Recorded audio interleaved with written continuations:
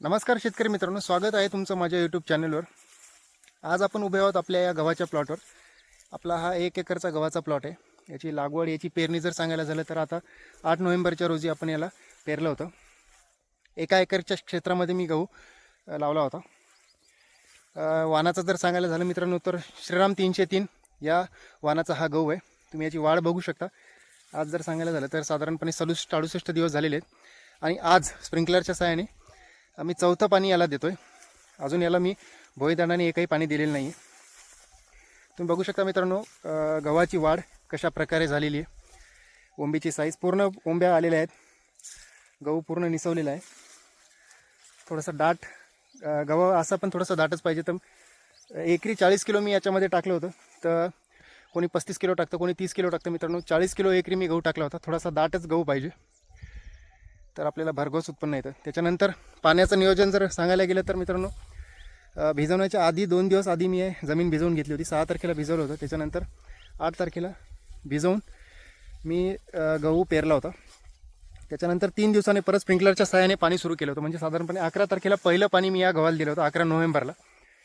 त्याच्यानंतर दर 15 दिवसाला मी स्प्रिंकलरच्या सहाय्याने याला पाणी देतोय। याला आतापर्यंत मी 2 वेळा युरिया फेकला आहे। म्हणजे साधारणपणे एकरी 1 बॅग युरियाची आणि 5 किलो झिंक सल्फेट 5 किलो 33% वालं। मित्रांनो याची वाढ आता तुम्ही बघू शकता की बऱ्याच प्रमाणात याची चांगली वाढ झालेली। ओंबीची साईज तुम्ही बघू शकता आणि दाट भरगतचा असा गहू आलेला आहे। बरेच शेतकरी युरियासोबत झिंक सल्फेट टाकण्याचं टाळतात। मित्रांनो मी शॉर्टमध्ये पण सांगितलं होतं की झिंक सल्फेटचा वापर करा, जेणेकरून 10-20% का होईना पण आपल्या उत्पन्नामध्ये वाढ होईल आणि गव्हाची क्वालिटी जी आहे ती चांगली येईल। तर मित्रांनो तुम्ही आता बघू शकता की आपण 2 वेळा याला आतापर्यंत युरिया फेकलेला आहे, सोबत झिंक सल्फेट मिक्स करून टाकलेले एकरी 5 किलो। शेतकरी मित्रांनो, प्रत्येक शेतकरी आपल्या गव्हाच्या पिकाला युरियाचा वापर न चुकता करत असतो, पण सोबतच प्रत्येक शेतकऱ्याने झिंक सल्फेट हे न चुकता टाकायला पाहिजे। कारण की झिंक टाकल्यामुळे झिंक आपल्या पिकाच्या गव्हाच्या पिकावर हार्मोन्सवर काम करत असतं। जसं की IA असू द्या, ऑक्सिन्स असू द्या, सायटोकायनिन्स असू द्या, या सगळ्या प्रकारच्या हार्मोन्सवर चांगल्या प्रकारचं काम झिंक सल्फेट करत असतं आणि आपल्या उत्पन्नामध्ये नक्कीच 20 ते 25% वाढ 100% आपल्या पिकाच्या गव्हाच्या पिकामध्ये आपल्याला दिसून येते। तुम्ही बघू शकता की आता आपल्या गव्हाची वाढ कशी झालेली आहे।